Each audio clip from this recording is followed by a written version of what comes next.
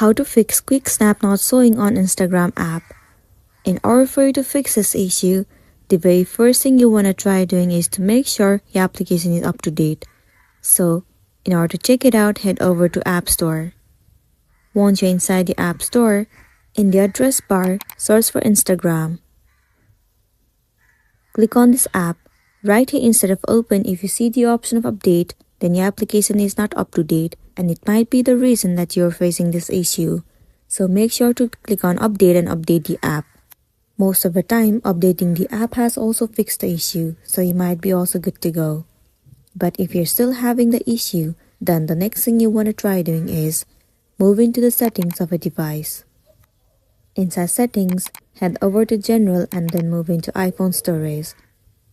Head over to Instagram. Click on offload app and then once again tap on offload app.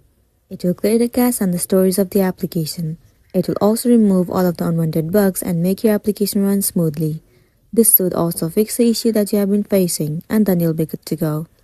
That's the end of the video. If this video helped you, give it a like and check out our next tutorial. Thank you.